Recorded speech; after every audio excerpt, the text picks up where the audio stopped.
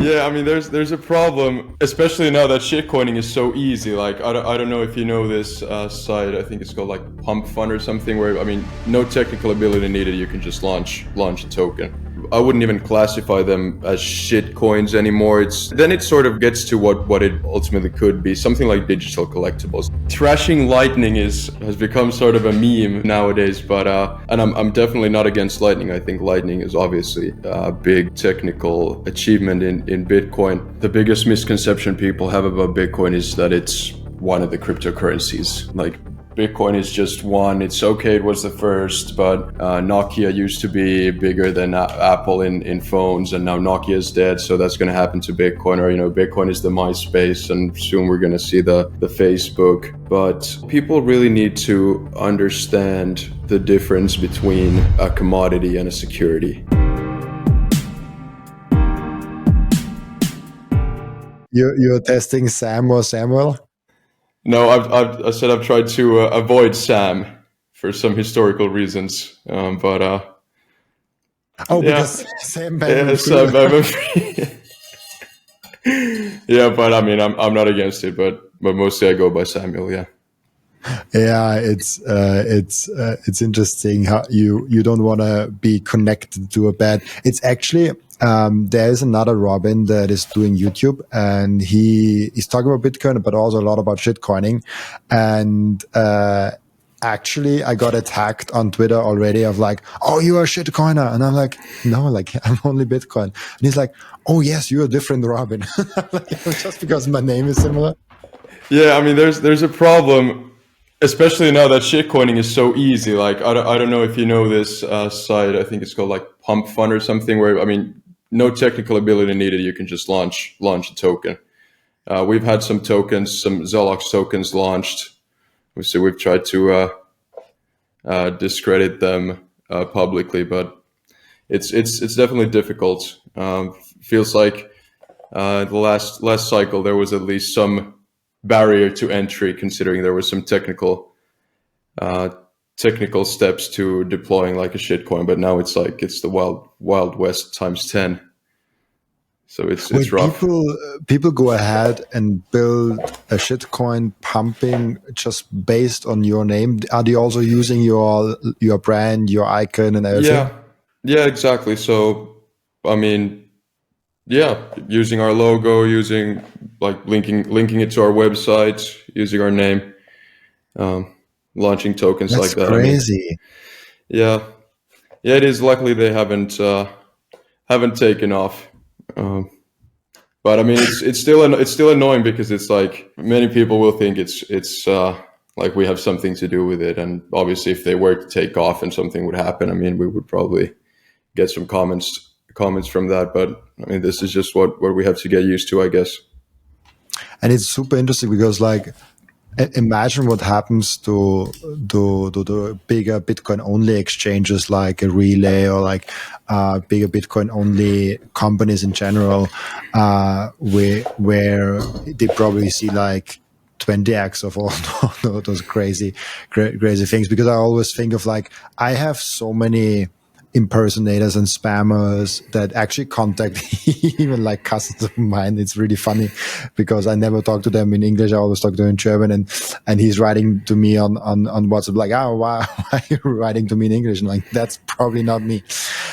So I'm thinking of like, what is it in like 10x bigger shoes and in like 20x bigger shoes? Like the scale of it is just unfathomable. Yeah, it is.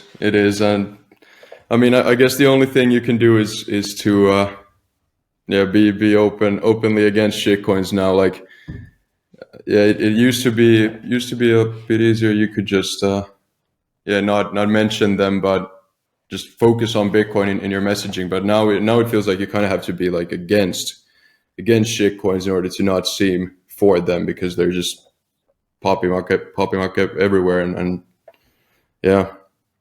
Unless you openly discredit them.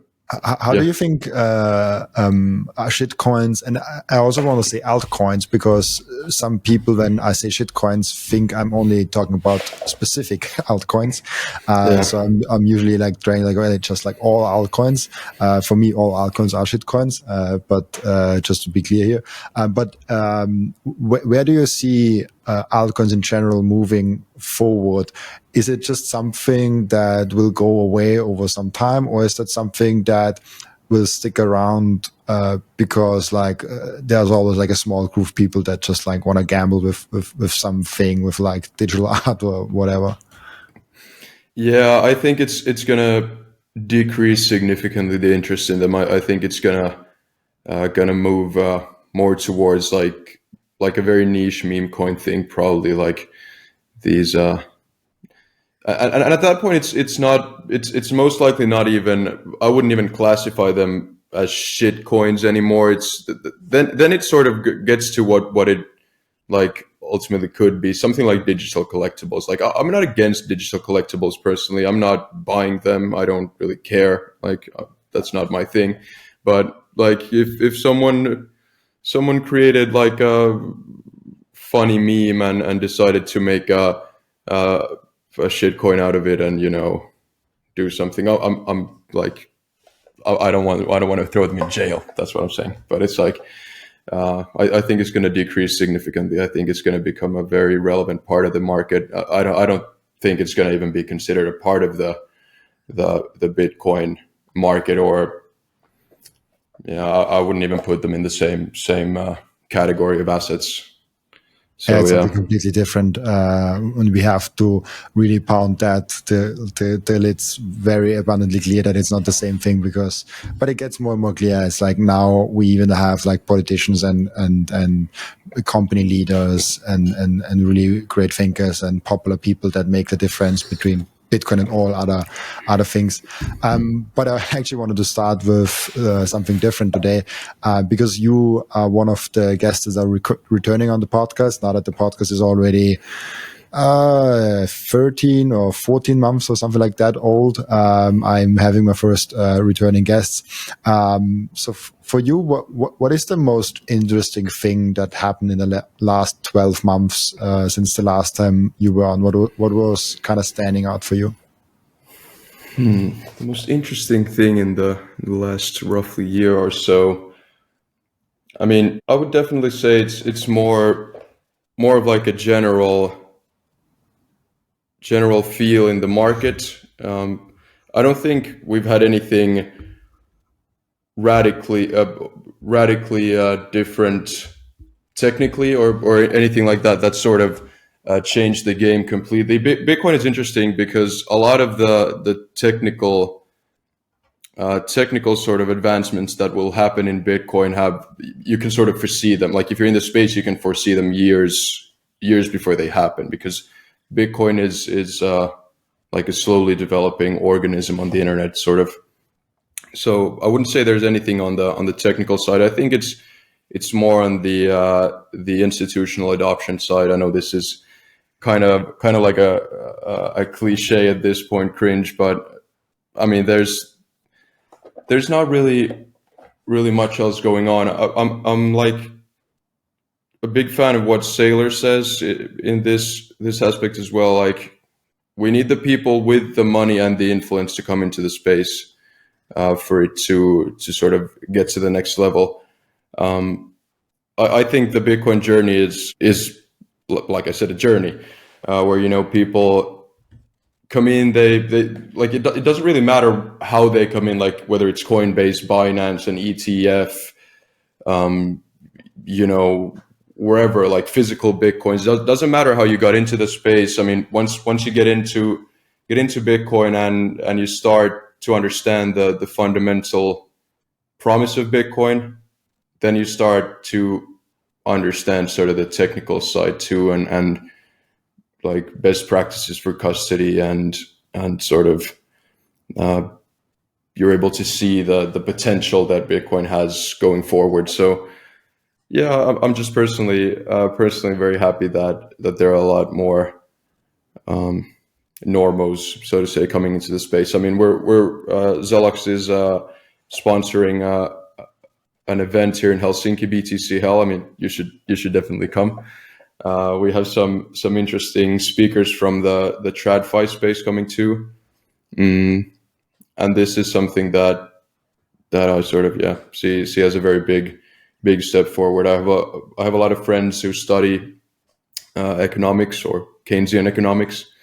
I wouldn't consider that economics necessarily, but they study Keynesian economics in university, and it's very interesting to see that Bitcoin is creeping in there too. And obviously it's because the price is going up, but that's NGU, number go up technology.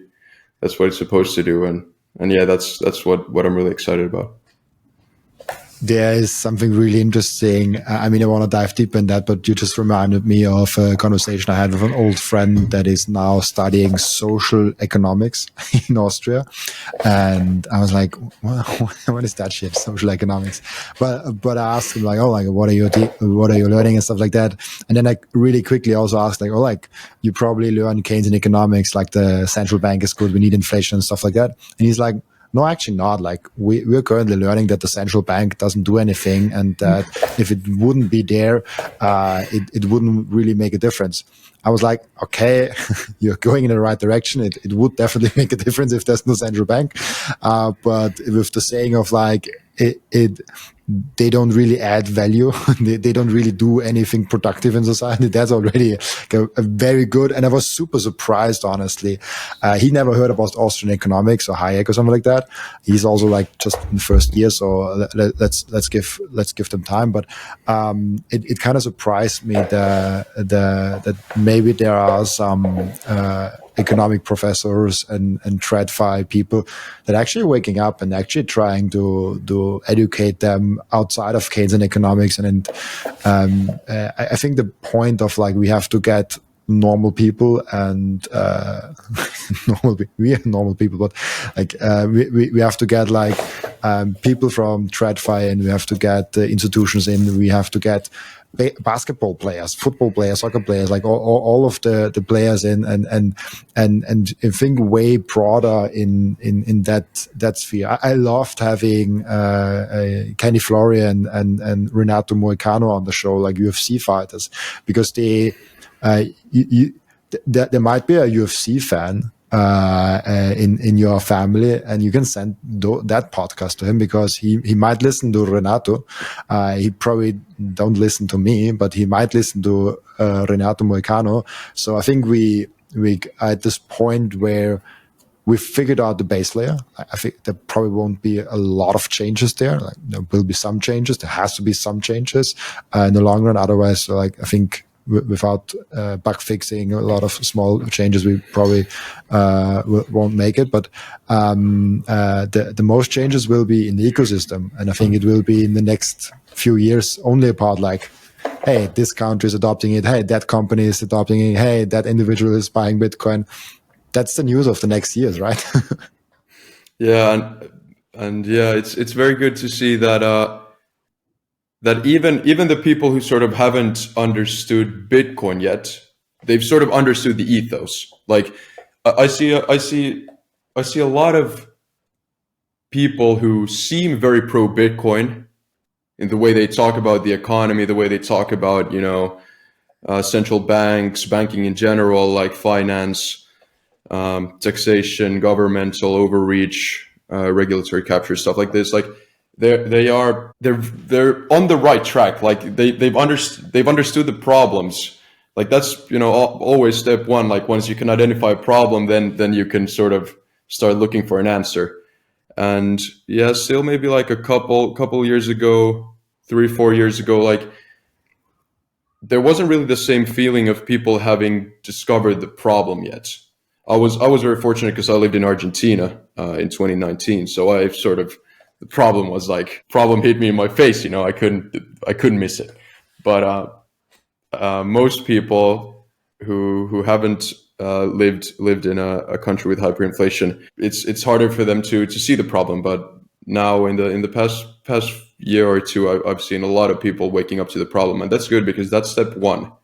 step one is recognizing the problem. Step two is finding the solution. Obviously, some of them will, like it's a long and rocky road. Like some of them will fall into some shitcoin traps, fall into other traps. Maybe think gold is the solution. Yeah, maybe think something else is the solution. But I mean, I personally think ultimately they will arrive at Bitcoin, and that's good. And I'm just trying to position myself and my company to be in a place where, in 5 years, in 10 years, we're sort of riding the wave.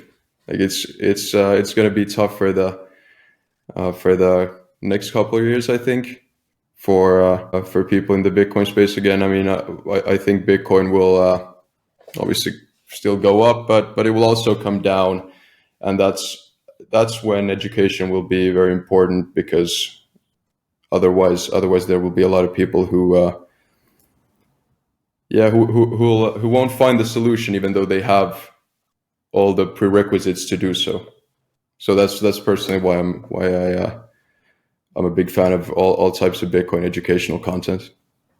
The pain point is really interesting, because it's like, how much inflation does a country need to really get Bitcoin? And we've seen Turkey, Argentina, and so many more, where they still don't get Bitcoin to the degree that I think would make sense. So it's like they are going to gold, they're going to other shitcoins, like the US dollar or like other things like that. So I'm like, okay, they get that they have to ditch the bad money for a little bit better money. Like the US dollar is better than the Turkish lira, so they're upgrading their money. But they're just trying to survive. They're not trying to solve the problem. They're not saying like, okay, what is the best money I can adopt? They're not asking that question. They're like, what can I adopt that I survive right now? And similarly in those poor countries, Argentina, also Turkish, in the Turkey and stuff like that, like it's usually like the dollar or maybe also the euro in some countries, where this is the more dominant currency, and they are just like trading up on the fiat coins and not completely changing the system. They're changing just to within the system and not into a new system, which is kind of frustrating for me. Of like, how can we bridge those people from fiat to Bitcoin and not to a better fiat currency, which makes the problem not go away, just maybe smaller. Yeah, that's a good point too. I mean, we definitely do want a final solution, not sort of a temporary solution. But it's also, I mean, even though I would obviously want countries to adopt the Bitcoin standard, it's still good to, like, I think we talked last time, like we want the ship to sort of sink slowly so that people have time to get into the lifeboats. But yeah, I still think there's a lot to do with Bitcoin before it can even be mass adopted. Like there are definitely some technical challenges to solve, and some even I would say more philosophical challenges too. Like, yeah, obviously Bitcoin custody is something we work on, and it's something I'm passionate about, and it's something I sort of feel like has to get to the next level before it even kind of makes sense for a huge amount of people to be onboarded into Bitcoin. Because obviously that there's different levels to Bitcoin. You can have your Bitcoin on an exchange. That's good. I mean, you have some Bitcoin exposure. Maybe you could say that. I mean, it's a bit of a gray area whether or not you do. Depends on how solvent the exchange is. But obviously, for people to actually get into self custody and actually hold their own keys, like that's what I think is the long term winning goal, and the incentives are just there for that.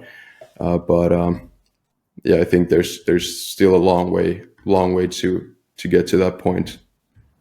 What do we have to kind of improve still? It's more about the ecosystem, the technical ecosystem of layer 2 and 3, I guess. Yeah, I think. I mean, trashing Lightning has become sort of a meme nowadays. But and I'm definitely not against Lightning. I think Lightning is obviously a big technical achievement in Bitcoin. But I mean, it's become pretty obvious during the last couple of years that Lightning alone isn't going to scale Bitcoin in a self-custodial manner. Like, if we just think through our own experiences, like we both been to some Bitcoin conferences. Like, I think you'll agree that the industry standard is to use something like Wallet of Satoshi, right? Wallet of Satoshi as a spendings account if you're spending Bitcoin. And obviously, like, what the difference between Wallet of Satoshi and for example, Coinbase is kind of non-existent, right? Like, except the fact that Coinbase is a publicly listed company, and the founder is very publicly like open with his own real name and real face. But yeah, these so-called layer twos, like Lightning mainly is not in my opinion the final solution to scaling in a non-custodial manner. I mean, there are obviously always trade-offs, but I just don't think we're there yet. I think the last time we talked actually also briefly about Fediments. I think you were actually the first person that brought it up to my attention. I think it was your podcast where the first time I ever heard about Fediments, and then I was like, researching about it. I was like, interesting, what's going on there. Is that maybe paired with Lightning, maybe paired with other layer twos, more of the solution of like we have maybe 1, 2, 3 layer twos and then like federations and eCash systems and stuff like that? Yeah, absolutely. I think Lightning is sort of like, maybe we can start with thinking about how Bitcoin could scale. Like, what are the options? Like, obviously you could go the route of something like Bitcoin Cash, trying to scale the base layer, which is, we both know that's not a good idea. I mean, we want to keep Bitcoin as decentralized as possible, which means the base layer is slow and expensive. Then, like, the most pure layer 2 in terms of like actual decentralization and censorship resistance would be Lightning. But what we've run into with Lightning is as well, like it's impossible to, well, not completely impossible, but it's very difficult to scale in a non-custodial manner, which is the only matter that matters. Because if we don't care about the non-custodial part, then we can just scale through Coinbase, we can just scale through Binance, we can just scale through whichever exchange we want. Like, if the custody of the funds doesn't matter, then scaling is no issue. But if the custody of the funds do matter, then Lightning is not what can scale Bitcoin to hundreds of millions or billions of users in a non-custodial manner. If we want to scale it in a non-custodial manner, we need Lightning to function more, or actually, let's first attack the term non-custodial. Like, we all agree that Bitcoin is non-custodial, right? Like, the Bitcoin base layer is non-custodial. If you have your own keys on the Bitcoin network, it's non-custodial. But like, a interesting philosophical question would be like, when did Bitcoin actually become non-custodial? Like, when there was one node and Satoshi was the only node, was Bitcoin non-custodial? Then, well, I would say no. It was running on one node. When it had 10 nodes, was it non-custodial? 20, 50, 100? Like, at what number of nodes did Bitcoin actually become decentralized enough so that we could call it non-custodial? Right? I personally think it's an interesting philosophical question, and I don't have the answer to that. But the same could be thought with like federations, mints, these type of sort of a bit definitely more centralized, like no question about that. But if you have, for example, something like Liquid, a federation that's run by multiple different entities, we can definitely agree that it's more decentralized than Wallet of Satoshi. Like there's no question about that. It's many times more decentralized. Then also like the decentralization of Lightning. Like Lightning is a 2 out of 2 multisig. You have two parties involved in that. Like how decentralized is that? Like you can say yes, Lightning is a protocol. Like it's you actually have custody of your own Bitcoin on the base layer if you have a Lightning channel open to someone, but it's kind of like your Lightning node that has to be online at all times is still like a single point of failure. So, I mean, you could say it's actually not that decentralized because it's kind of all your eggs are in one basket. So that's why I think the future of this will be probably initially a few big federations that will sort of splinter into multiple different federations that are connected by Lightning channels. And this is sort of how it scales. It could also be that there is sort of one federation that comes to rule, which could be good or bad depending on how it happens. Like something I've personally been thinking of for a long time now is think of a federation between hardware wallet manufacturers, where hardware wallet manufacturers maintain the federation and allow zero fee transactions to their customers within that federation. Like think of a federation maintained by, for example, Zelox, Trezor, CoinKite, Coldcard, Foundation, BitBox, like the most security conscious companies that you already use to store your Bitcoin. What if these organizations were to run a federation, and obviously like a federation has to have a business model somehow, like you need to make money. Usually it's with transaction fees, because like hot wallets, Bitcoin wallets that you download on your phone, these companies make the software for you to download for free, and then they charge transaction fees. But let's take Wallet of Satoshi, for example. You pay 1% fees when you're sending Bitcoin in and out. So if you make the average American salary in Bitcoin and you get paid to Wallet of Satoshi, you pay $50 a month in fees to Wallet of Satoshi. So what if there was a federation that didn't need to charge fees because the maintainers of the federation or this payment network had another business model? Like Bitcoiners want a hardware wallet anyway.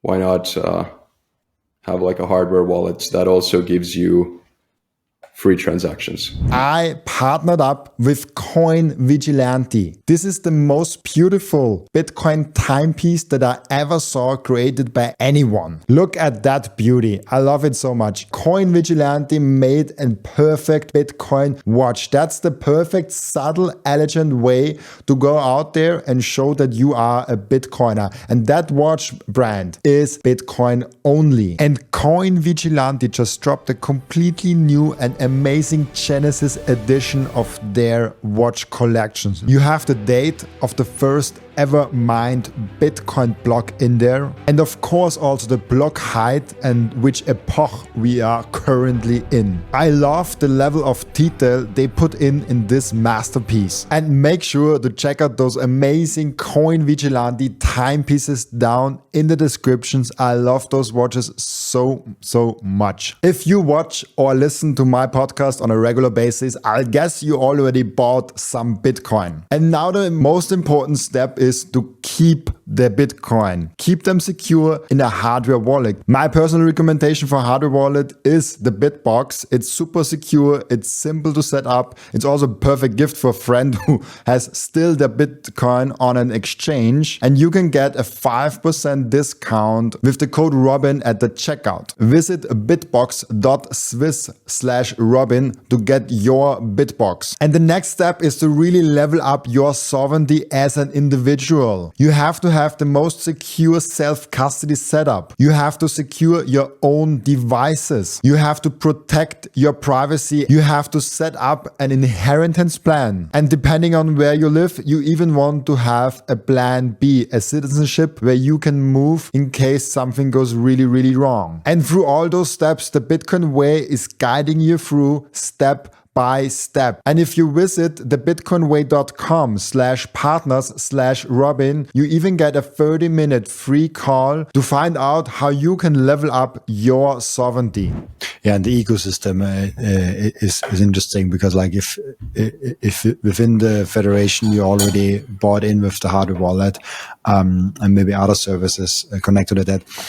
One interesting question that you actually brought up, the point of, how did I phrase it? When did Bitcoin get decentralized? Like that's the question of like that which is very interesting because it was not decentralized in the beginning. When Satoshi first ran it, someone could attack it very easily, just like smash that computer of Satoshi. I mean, the code would still be there. Maybe someone else would have picked it up, but maybe not. So I think the most interesting point I always look at is 2017 with the block size war. I think that was the most vulnerable at a larger scale Bitcoin was ever because it had an attack from within, not an outside party, but like someone within the ecosystem and a lot of miners. Like I think the majority of like 90% or so of the miners were there, like popular speakers in the sphere. Like, and then in the beginning, it actually looked like Bitcoin Cash is winning. Like even with the free market, like Bitcoin Cash went up in the beginning, and it was really a roller coaster. I was not in the space back then, but I looked at the charts and like, oh, if you are here and you get like the miners are on this side and the speakers are on this side, like I think it's easy to just follow that one crowd without thinking too much about it. So 2017 and the block size war is for me one of the proof points how resilient and how great and how decentralized that Bitcoin community is. And from that moment onward, for me, it was undestroyable. For me, that's one point that I look at. You can probably choose like 100 points before that, but that's like the last point where I'm like, okay, this is a major attack that it survived. Yeah, there were like other attacks made on Bitcoin. There's like every day some kind of attack against Bitcoin launched, but nothing that really would frighten me. But 2017, if I would be with all my money in Bitcoin, that's a frightening moment when you are like, oh, like what's gonna the future be like? Like where should I put my eggs? Like that's a hard point to be in. Like not only if you run a node, but also if you have just Bitcoin on your balance sheet or like just Bitcoin on your as your money. It's interesting. Were you already around at that era? I don't know. I was spending Bitcoin back then. I wasn't saving in Bitcoin. I was intrigued about a new digital currency, and I was using it on not the smartest purchases. I would just leave it at that. But yeah, I hadn't understood the the true promise of Bitcoin back then. Interesting. The first using it as a medium of exchange, and then afterwards. Yeah, I mean, kind of. You could kind of say that I had understood the sort of final promise of Bitcoin, like censorship-resistant money, but I hadn't understood the store of value part yet. I wasn't actively saving in Bitcoin.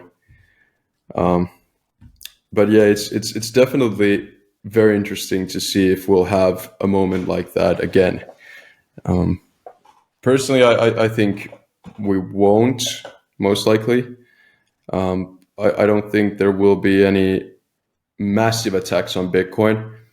I think there could. I mean, I'm not saying there couldn't be. It's definitely not a 0% chance scenario that there will be. Like, I'm not yet completely sold, even though I was hyping up the institutional adoption part and the big traditional money coming in earlier. But I mean, there's definitely a risk in that too, and Bitcoiners need to be vigilant in case. I mean, I don't have to say this because Bitcoiners are vigilant and Bitcoiners do understand.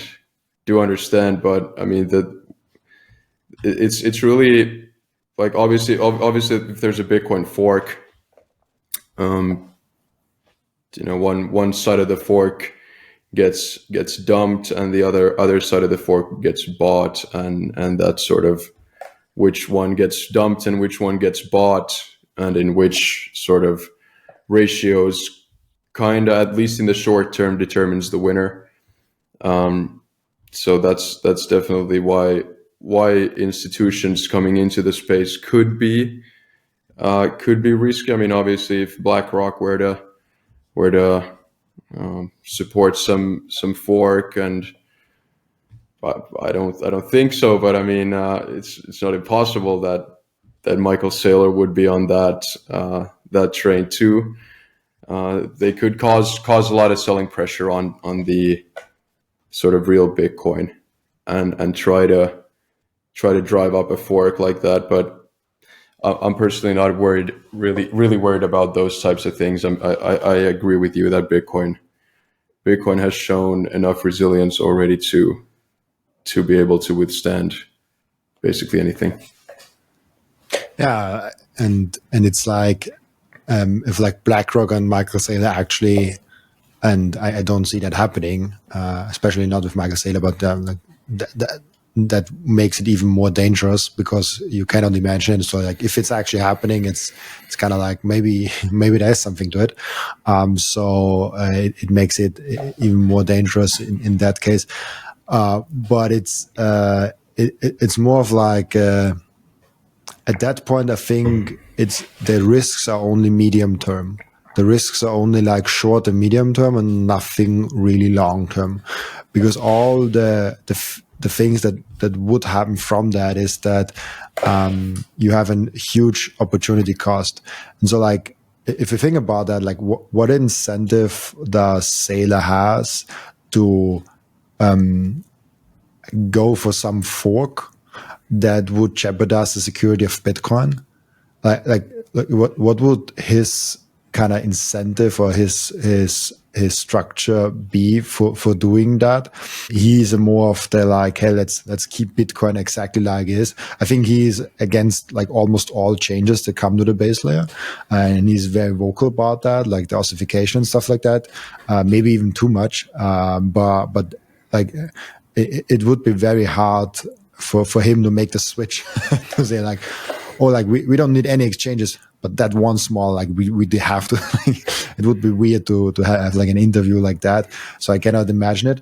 But the point still stands. Like there can be an attack of like BlackRock with a lot of money buying out influencers and whatever, which is also hard because of like, I think Bitcoin content creators are the hardest to buy out. I'm not saying they're completely resistant to that, but I think they are the most principled people probably in the whole content creator space of like, yeah, you throw money at the content creator, he says what you will do, and Bitcoiners are kind of like, oh, like why would you like that? Like, I don't care. Like I have FU money. Like, like, yes, I can have more FU money, but like, why should I support that? So they're more resilient to that. Not completely immune, but I just cannot imagine any attacks now on Bitcoin outside of like alien invasions and stuff like that. Like you can go to crazy places of like, yeah, like in that case, probably Bitcoin fails, but nothing else matters then also. So outside of those things, and even in an alien invasion, I think Bitcoin has the highest likelihood of still having value in kind of a new world.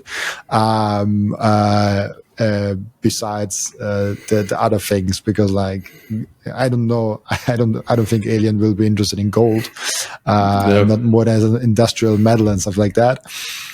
So you really have to go very far down the conspiracy theory thinking of like what could happen to Bitcoin, which kind of proved the resilience of it. And then it's also super interesting when I talk to normal people, is like, oh, I'm worried about the quantum computers. And then they store all their money in euros. And I'm like, you're aware that you're aware that any bank account is not even a little bit as secure as any Bitcoin wallet. So I feel like the new thing always has to prove on all the areas before someone can adopt it. And the old thing, the thing that they're currently using, they're just letting as a given.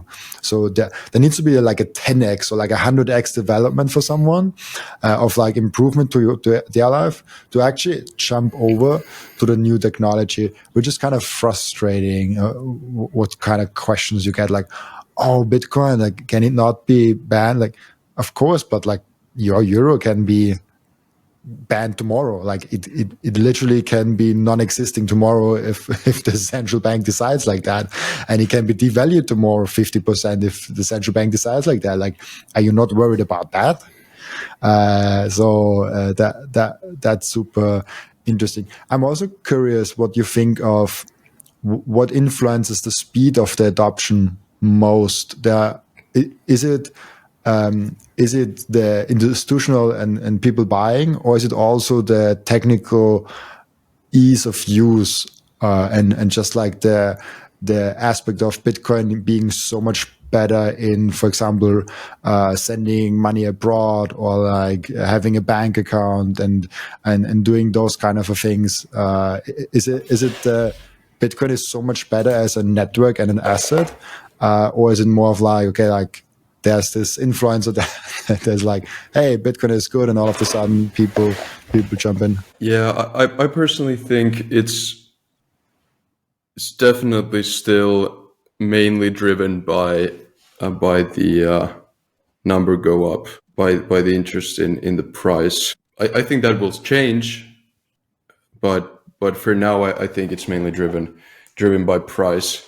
Most people don't care about the how would I say, societal philosophical changes that Bitcoin brings.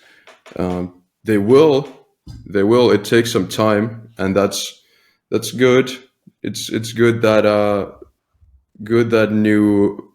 I mean, it depends obviously, but mostly it's good that new ideas take time to mature. It takes time for people to adopt them.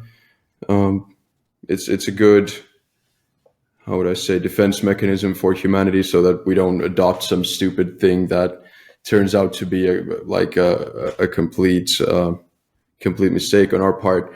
Like, for example, the media during COVID, like everyone was so against anti-vaxxers. I mean, I'm not a medical professional. I don't have an opinion on these things, but I think it's like, doesn't matter what vaccine we have, like, or what medical procedure or what illness or whatever, or what new thing we're trying or what new food we're introducing. Like, it's very good that like all people don't do it immediately. Like if we have like a new form of candy that we don't really know what's in it. We don't know 100% that it's safe. Like, we don't want every person in the world going to the store and buying it right now, because like that's just not smart. Like, if there is some poison in it that leads to people dying, then we just eradicated the human race, and that wasn't too smart. So I think it's very good that things take time to mature and for people to adopt them. That being said, I do think the time for Bitcoin is now, and I think that most interesting sort of phase will start when the majority of people have accepted that Bitcoin is the best form of money, and it starts to sort of, the discussion starts revolving more around where are you storing your Bitcoin, what's the best payment system for Bitcoin, is there like a accounting system for Bitcoin, what's the best way to borrow against your Bitcoin. Like, when stuff like this starts to steal the spotlight from the price, that's when I'll personally be very happy, but it'll take some time for sure. Yeah, there's this most people are very focused on the why, and once we get to the how, everyone will have Bitcoin. So like once you don't get the question anymore, like, oh, like, why should I adopt Bitcoin? Like, why is Bitcoin better than gold? Like, why is Bitcoin better than this? Like, why not an altcoin against Bitcoin? Like, why not digital euro versus Bitcoin? Like, and all those why questions of like, also like why deflationary systems and all those questions. Once we get that, and actually like most of my podcast is focused on the why. Once we get that out of the way, which I think will still take some years, and we only focus on like, oh, like how actually can we best do this Bitcoin thing? Like what is the best custodial? How can I best spend it on a daily basis? Where this is the thing that I'm actually now coming towards, where I'm like, okay, I'm earning most of my income now in Bitcoin. All of my financial energy is in Bitcoin. And I'm also now starting to spend in Bitcoin. And I'm really thinking of like, okay, what applications can I use? Like, what is the best workflow for Bitcoin, which is a totally different thing of like understanding Bitcoin and understanding how to use Bitcoin. That was a super. I had with Ben from BTC Sessions like I think like a week ago or something like that, or 2 weeks ago, a podcast, and it was interesting because he said like he's now not focusing on the why. He's just like counting on other Bitcoin content creators and educators to explain the why really good, like Michael Saylor, Cypher Dynamoos, and all the people. And then taking the Bitcoiners down the how journey. Like, okay, what hardware wallets are there? How can you do it? UTXO management, like all those things. You can go down a very deep rabbit hole, and you can probably make content for the next 50 years, or maybe not that long actually. Maybe it's like 20 years. Let's see how fast the Bitcoin adoption is going, which is super interesting because the how is kind of after the why. How fast do you think this will all go? There are many different theories of like S curve or like diminishing returns, or like many like name your favorite model. But what is your kind of theory of like how adoption will happen over the next couple of years or decades? I'm a believer in gradually then suddenly, if that you could call that S curve, maybe. But I do think there will be a time when people will start sort of rapidly running towards Bitcoin. Like that time will come. I don't think it's right here around the corner. I don't think it's going to happen next year. I don't think it's going to happen probably not this decade either. I could be wrong on that, but yeah, I do think there will be a time where people really start adopting Bitcoin in like the hundreds of millions, even billions. But Yeah, like Ben, I'm much more interested in the how nowadays, and yeah, like you mentioned, Michael Saylor and ossification. I mean, I I agree that Bitcoin, the base layer, should be sort of slow moving. Shouldn't change rapidly. I mean, the innovation should happen on the layer twos. Like I said, I think probably something like federations or mints will be the final sort of user facing application or entity. But yeah, I'm personally very interested to see how far we'll take ossification, because we can all agree that Bitcoin can't stay exactly like it is now forever. Like that's something we all agree on. Bitcoin will have to implement some advancements in the future. Which advancements those are, we won't know until they get implemented, until we have broad consensus on them. But I definitely think there are some important ones. Maybe not directly around the corner, like with mass adoption, but definitely the you can see them in the horizon. One interesting thing I've been thinking a lot about recently is like UTXO ownership, like actually owning on-chain Bitcoin, because like I said, it's yeah, if we are okay with centralized custodial models, we don't need to do anything. We already have everything we need for mass Bitcoin adoption. But if we want sort of self-sovereign Bitcoin ownership to be mass adopted, then there are some changes that will need to happen to the protocol, and when these changes will happen, I don't know. I don't know if they will happen. I know some changes will happen, and I think these are changes that will happen. But something like covenants, allowing sort of multiple people to own a UTXO in a self-sovereign manner, that could be very interesting. I speak to a lot of people about me believing that in some decades, during our lifetime, definitely, but probably in some decades, I think most people, if not all, will be able to hold on-chain Bitcoin. I think it just makes sense. It just makes sense to achieve that or to strive for that, and it's kind of counterintuitive if you study the protocol today. But I do think there is a lot of a lot more scalability on the base layer that can be achieved without making sacrifices to decentralization, to security.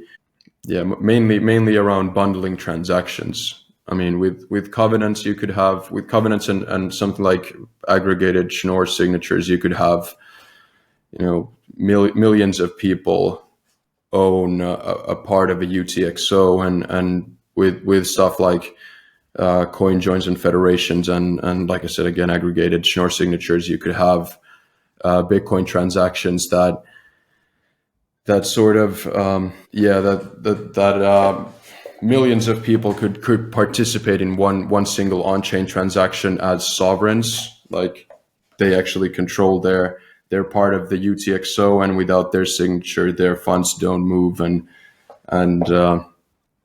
I think it will be achieved.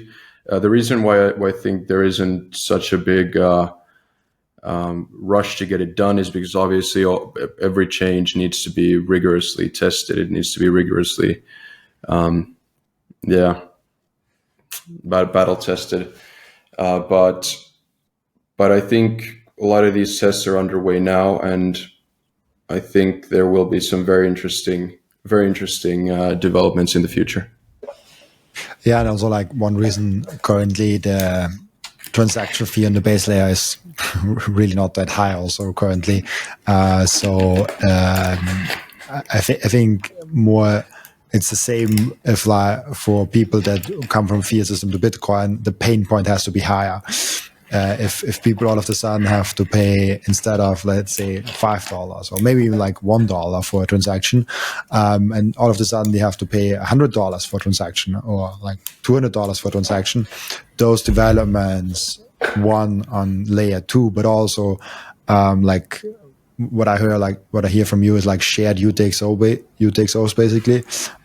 Those developments with governance will be coming way quicker and have a bigger focused. And it's very important, as you said, that we talk about them a long time, that we test them a long time, and then we implement them with care. But you still think that it's currently a good practice to do UTXO management of like clearing out some dust and consolidating your UTXOs, even though there might come improvements down the road. Yeah, definitely. It's definitely good to not have dust laying around. Just people who, yeah, go ahead. I wanted to just ask you, what is your magical number of like, what's your limit of like, is it 500,000 or like 1 million sats or like? Yeah, 500 to 1 million, somewhere in that space. And just for people who might not know what we're referring to with dust is, you know, obviously transactions on the Bitcoin base layer of the Bitcoin blockchain or layer 1. These are all ways it's referred to, but transactions there are costly. Costly is obviously relative, but if you have a UTXO, which is basically just like a fraction of a Bitcoin, it's kind of like a single balance. You can think of them like coins and bills. Like one UTXO would be one coin or one bill, like one part of Bitcoin that you own. But if these UTXOs are too small, then they might basically be worthless because they're worth as much as the transaction fee would be, for example. Like if you go to a store and you want to pay cash, but there's a $1 fee to pay with cash, you probably are not going to buy something for $1 at that place because the fee to pay with the dollar is as much as the, you know. So this is why UTXO management is important, that we have UTXOs that are large enough that we'll be able to spend them in the future, even though fees will go up. Yeah, it's a little bit like I like to try to do the gold comparisons, and for me it's like if you have a small bar of gold in your treasure laying around, and you have to spend more money to open that treasure, you probably won't do it because it would be a zero-sum game, or like maybe even like a loss. And I just want to show that to people because like I do, but very rarely produce how-to videos, but always with guests. And I did it with one of the best people I think to speak to with UTXO management is Wicked. He does so much around that space. I don't know, I don't see him recently that much on Twitter, but his knowledge is really cool. And 9 months ago, actually, I made, for me, kind of like a masterclass to send to people when they want to learn about UTXO management and Dust, but also we cover the privacy area also of like, you want to consolidate them, but maybe you don't want to mix stacks together where maybe one is from KYC and one is from non-KYC. So also the privacy in mind, it's really interesting. And believe it or not, 1 hour and 10 minutes, it's long. And we covered the basics of that. So you can go deeper, but like if you want to learn about UTXO management, I think that's a great video to start with at least. And Wicked has an amazing way of explaining it. And this was actually one of the videos where I also got it explained a little bit, because I didn't knew about UTXO management even a little bit when I started the podcast. I thought I know Bitcoin quite good, but I actually didn't know anything about Bitcoin before I started the podcast, which is, funny thing. One thing I want to get into also is, you mentioned the societal impact that Bitcoin will have. And that's like, when we think about that concept that we're talking about, like, first we have to get like, why Bitcoin, then how Bitcoin, and then like, what's the impact of Bitcoin like on down the road once we get everyone onboarded and everyone has figured it out how, and we have all the companies and services in place. What do you think is the impact that Bitcoin will have on our world? I think it's going to be immensely positive.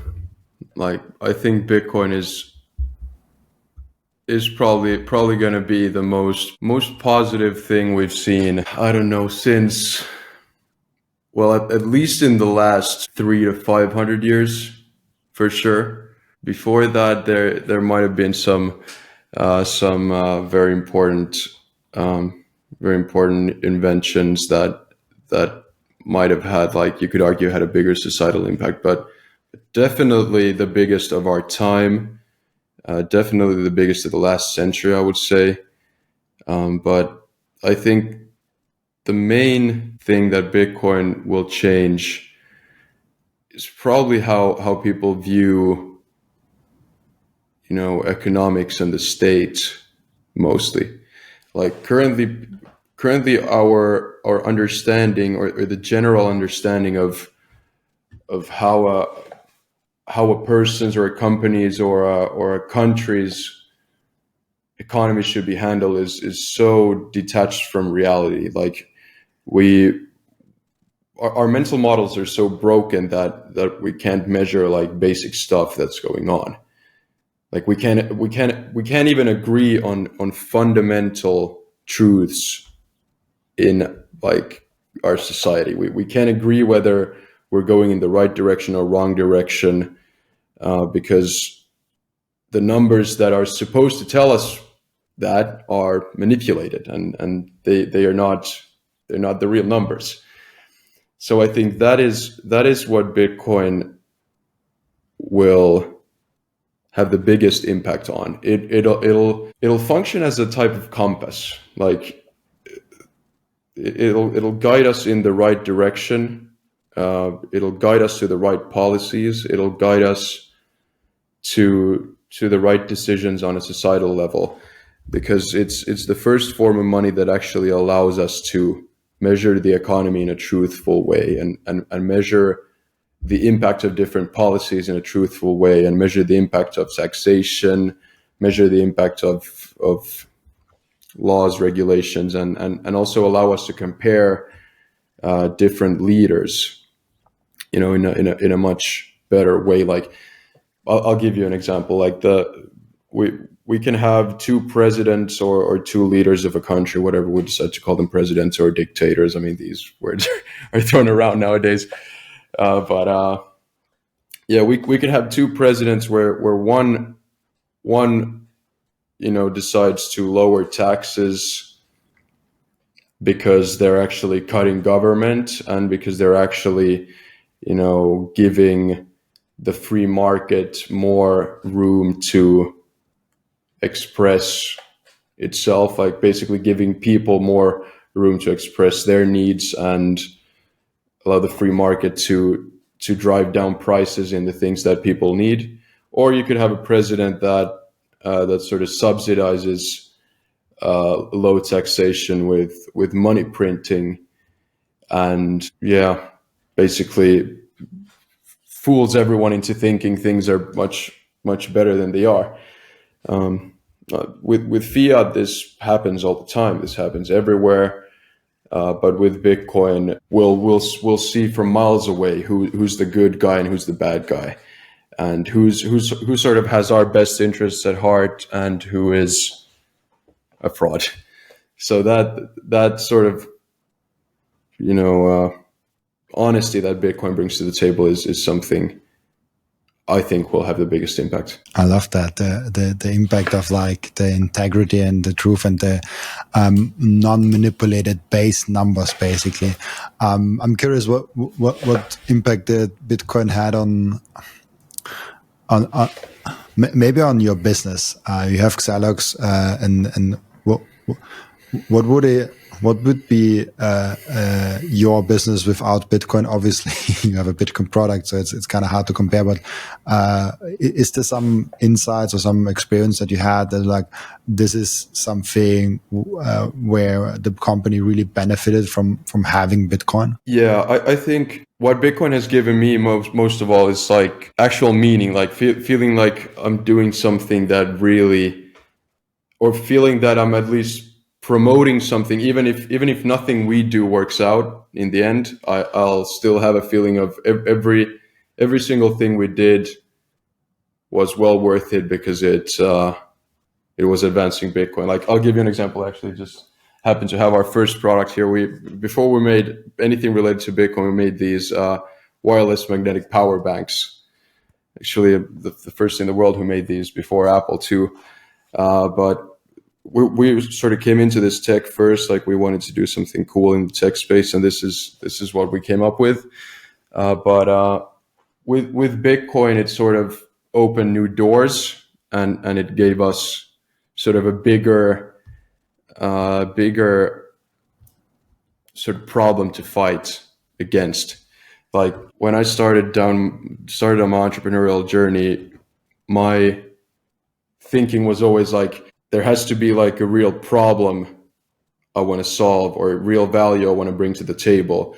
Like I don't want to be the 10,000th, print on demand online shop. Like again, nothing against that. I have nothing against print on demand stores, and I have nothing against people building businesses in sort of more competed markets or this sounds a bit harsh, but less innovative markets. But for me personally, I always felt like if I can't, bring something unique to the table, then I'm not going to come to the table at all. And that's sort of what Bitcoin, where Bitcoin really helped me with, because we started making these, and about 6 months afterwards, Apple released the exact same product, and that's when we sort of had this thought of, okay, now this isn't new or novel anymore. Like the biggest companies doing this, like we're not really bringing anything new to the table anymore. Like Apple can produce more of these, Apple can sell more of these, Apple can promote this product better. So what is sort of something that we could do where we don't throw away everything we've done this far, but also, do something new and exciting that where we can actually feel like we're doing something new, like doing something different. And that's sort of what Bitcoin gave us, like not only the motivation to do what we do because we believe in something, deeper, but also gave us a new sort of direction for the company in general. Like, this is an offline device. We thought, okay, what other types of offline devices do we have? Like, what offline devices do we carry? And the next logical step was, okay, well, you have a wallet, you have keys, you maybe have a power bank. Why not put them all into one and sort of build like this offline hub, like a digital master key? And that's what we're building now with Clavis, our hardware wallet. Like basically the next iteration of this, like this plus Bitcoin gets you this. And that's I think the main thing that Bitcoin has given me and the company, sort of new dreams, new visions, new new wins in the sale. And it's very satisfying if you can work towards a greater goal where even if your company dies tomorrow, you still know you did something to go in the right direction, and you can be proud of that small contribution or big contribution that you made to the space. And I think that's something really cool. And obviously, I want to keep that podcast running till I'm dying. But even if I stop tomorrow, I know I've reached 50 to 100,000 people every month, and some of them probably orange pilled through me or through my guests, and that just gives me so much joy of like, oh, I did already something contributing to it, and I can now build on top of that and go move forward. But even if I stop, even if for some reason it stops, even then I know it wasn't for nothing. And on the other hand, if I just sell t-shirts, nothing against t-shirts. I mean, I actually sell in my store t-shirts, but that's like a very small thing. And I just do it because YouTube gives me the possibility to do that. And by the way, thanks for everyone that bought a shirt, because like there's actually around from like, I think 5 to 10 people per month that actually buy them. And it's just like those shirts with a Bitcoin thing on, because that's all creative things that I have, like random t-shirt and sweatshirt with a Bitcoin icon on. Like more creative, it will never be on my store. So if you follow the store, don't expect anything more than that, because I'm not a creative guy there. But then if it falls back as like, you look back of like, okay, what did you actually create? And maybe the t-shirts have some interesting message, and you're still happy of that. Like, for example, Gymshark, I think probably is the most famous example for print on demand, what was really successful. They actually actually tried to like make a movement, like something with like gyms and getting in shape and stuff like that. So it's always like, what are you working on?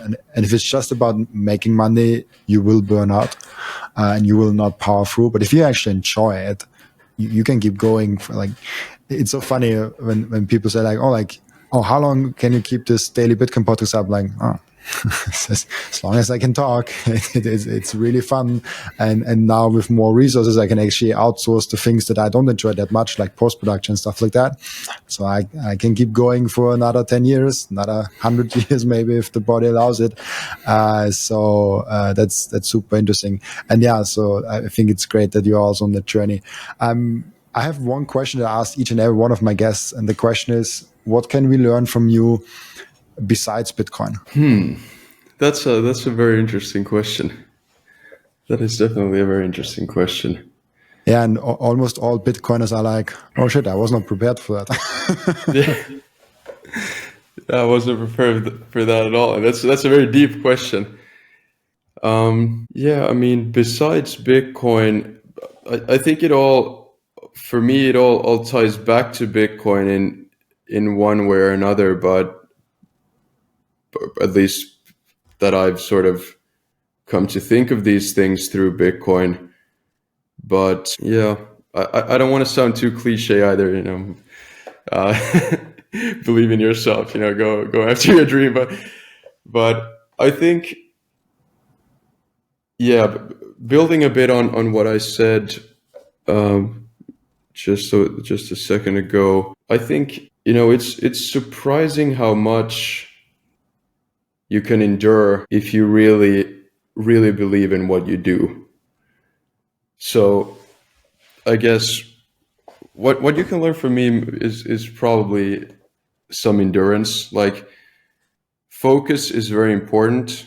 Focus on the right things, but it's the most important thing is that you at least try to find something that you believe in so much that you can stick with it for years.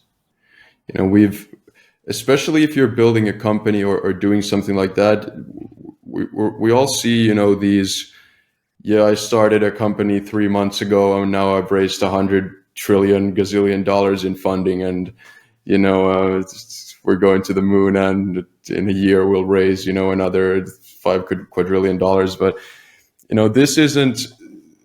this isn't most people. Like this, if you want to start doing something and really be good at it, you need to do it for years, decades, most likely.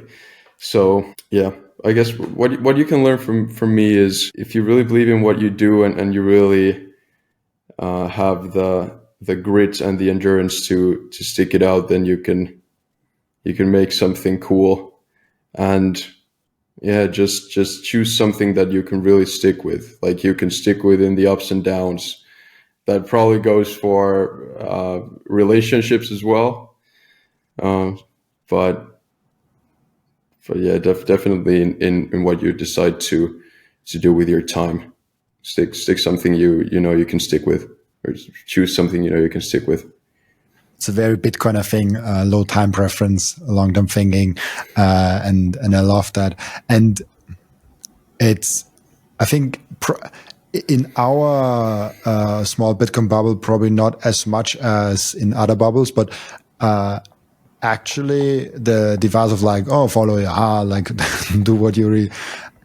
It sounds cliche, but 99% of people still don't do it. So it's like, and it's really hard. Like, and I have an extremely supportive family, but the subtle fears of the people that love you, when you tell them, oh, I have an IT security sales job that I really enjoy and that I like, and I make a good living. I earn more than my mother and stuff like that. So, and this, if it just came in the career, so I was just like 5 years in the company, and I was 25 years old. So I already had some success there. And then to tell everyone like, oh, I have a YouTube channel with 400 subscribers. I will do that now full time. Nobody really was like, oh, that sounds like an amazing idea. Like, let's do it. Nobody disencouraged me. So I have a really supportive family that always like tries to get through that. But people, like the subtle things that you get from people of like, oh, is that really a good idea?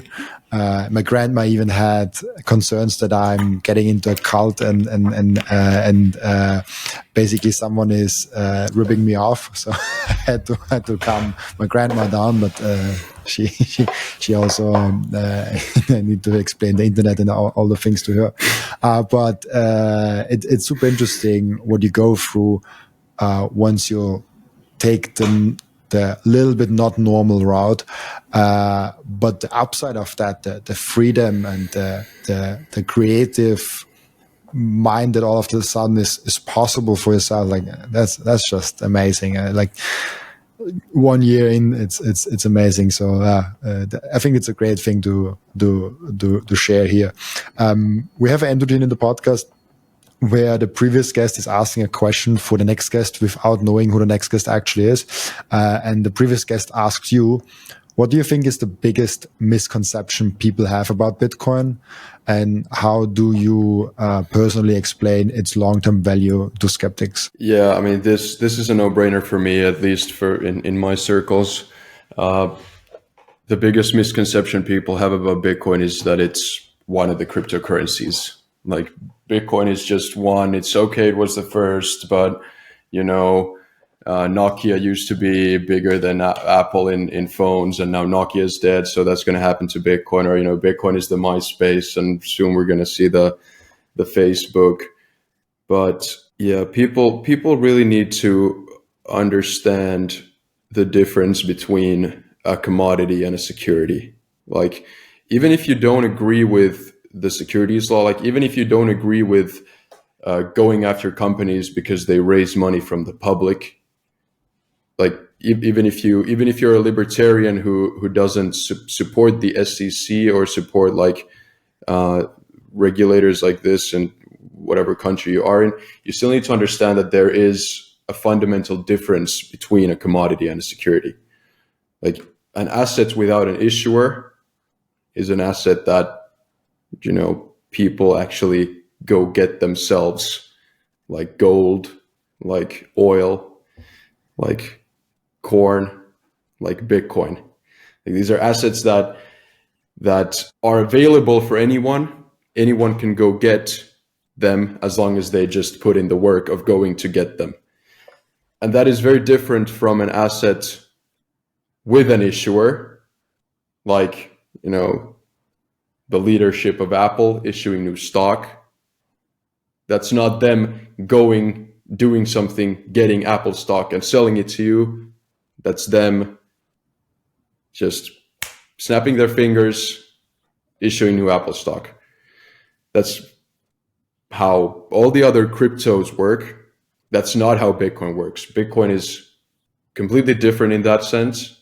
And that's why it's neutral, censorship resistant money. That's not, it's not a cryptocurrency. It's not, you can't even compare it to these other coins. That's I think is the biggest misconception in Bitcoin right now.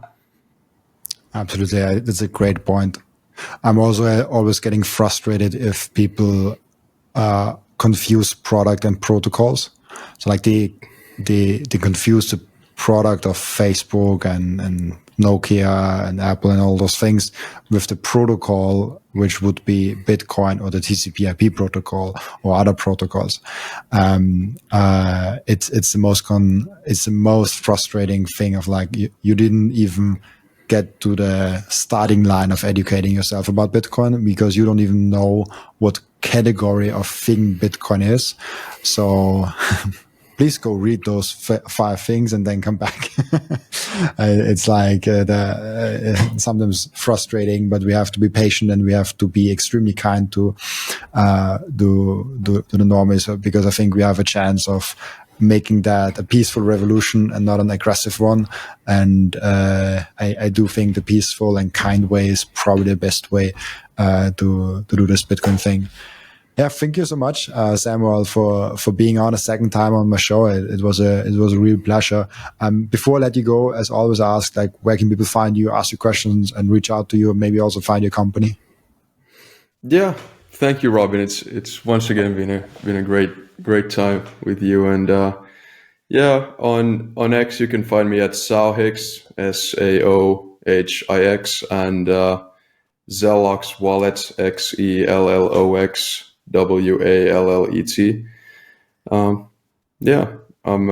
I'm happy to talk about Bitcoin scalability, the future, and anything like that. So if or anything, to be honest, anything Bitcoin related. So if there are any people listening out there who are interested in that sort of stuff, just go ahead and shoot me a DM. And talking about Bitcoin is always good. Yeah. Perfect. And thank you so much, Samuel, for being on. Also, thank you so much for everyone that's watching and listening, for joining us today. As always, I'll be back tomorrow with another episode. Bye-bye.